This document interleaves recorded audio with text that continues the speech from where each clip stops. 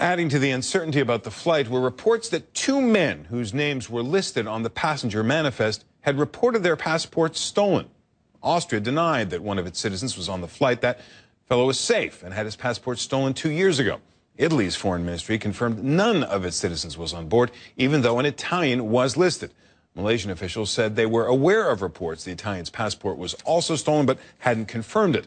The stolen passports raised concerns about the possibility of terrorism. Let's bring in Mary Schiavo. She's an aviation attorney and former Inspector General of the U.S. Department of Transportation. Thanks so much for being with us once again. The passenger manifest was wrong, and it would seem that at least two passengers who got on board that plane did so with stolen passports. That seems to raise red flags immediately. What do you make of it?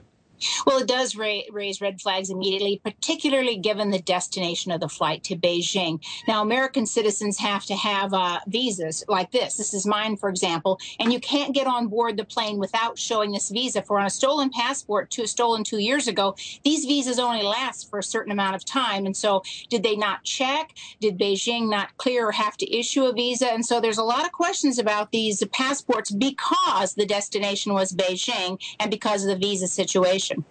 Now, passports do get stolen in this day and age. People have strange paperwork sometimes. How often in previous crash investigations can you recall this kind of detail emerging on first examination of the passenger manifest? Well, and at this point, not often. And because in modern accidents and situations, the passport control has become so computerized and so carefully scrutinized. And for U.S. carriers, you have to check that. You can't let the person on board unless they're able to get off at their destination.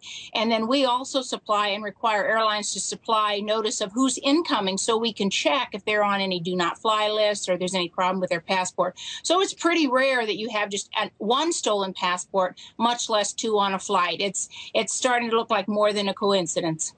Who uses stolen passports? Illegal immigrants, maybe, or criminals, maybe, or extremists, potentially. Is there any pattern?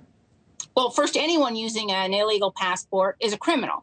So the reason for the criminality could be many things. Obviously, it could be a terrorist. It could be someone doing a trial run for yet another terror attempt, and they didn't really want to know who it was that was carrying it out. Could be somebody illegal, can be somebody fleeing from the law, although I question whether you would flee to Beijing because they do have strict passport control and visa control. So the destination just provides so many important clues, and you wonder if someone was fleeing from the law, you would not go to Beijing.